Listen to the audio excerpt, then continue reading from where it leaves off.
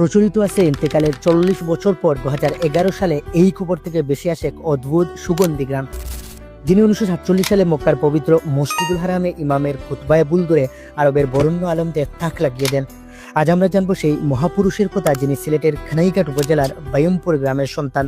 হযরত আল্লামা মুশাহিদ বায়মপুরী রহমতুল্লাহ আলাইহি বাংলাদেশ ও ভারতের বিভিন্ন মাদ্রাসায় দ্বীনি জ্ঞান অর্জন করে হয়ে উঠেছিলেন এক আলোক বর্তিকা।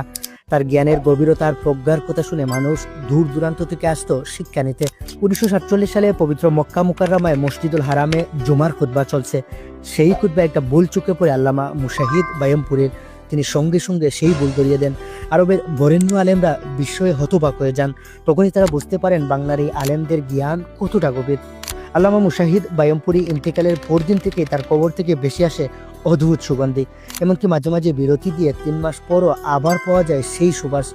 4 দশক পর 2011 সালের অক্টোবর মাসে আবারও সেই সুগন্ধি ছড়িয়ে পড়ে চারপাশে।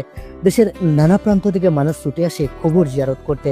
কারো চোখে জল, কারো মনে অদ্ভুত প্রশান্তি।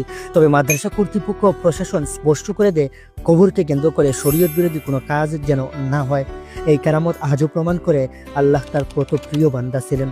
কানাইঘাট উপজেলা সদরের সুরমা নদীর উপর নির্মিত সেতুটির নাম রাখা হয়েছে মুশাহিদ বায়মপুরী সেতু। সিলেট শহরের বাইরে কেবল কানাইঘাটে আছে এমন একটি সেতু, যা প্রমাণ করে মানুষ তাকে কতটা শ্রদ্ধার সাথে স্মরণ করে। 1390 হিজরি 10 জিলহজ মোতাবেক 1971 সালের 7 ফেব্রুয়ারি ঈদুল আজহার রাত। সেই রাতে ইন্তেকাল করেন আল্লামা মুশাহিদ বায়মপুরী। পরদিন ঈদের আসরের নামাজের পর অনুষ্ঠিত হয় তার জানাজা। নিজ হাতে গড়ে তোলা প্রিয় প্রতিষ্ঠান কানাইঘাট দারুল উলুম মাদ্রাসার সামনেই তাকে সমাহিত করা হয়। আজও সেই কবর তার মাদ্রাসার বুকে দাঁড়িয়ে আছে, যেন নীরবেই বলছে, দিনের জন্য কাজ করা কখনো হারিয়ে যায় না। আল্লামা মুশাহিদ বায়মপুরী আমাদের শিখিয়ে গেছেন, জীবন ক্ষণস্থায়ী কিন্তু কর্মই চিরস্থায়ী।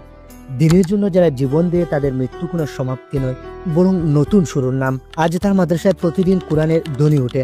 তার নামে সেতু বয়ে নিয়ে যায় মানুষের যাতায়াত। আর তার কবর থেকে ছড়ানো সুগন্ধি মনে করিয়ে দেয় আল্লাহর বন্ধুদের মরণেও রয়েছে এক বিশেষ জীবন। আমরা যারা আজ বেঁচে আছি, অন্তত সামান্য হলেও যদি দিনের জন্য চেষ্টা করি, তবে সেটাই হবে তার রেখে যাওয়া স্বপ্ন পূরণের প্রতি আমাদের পদক্ষেপ।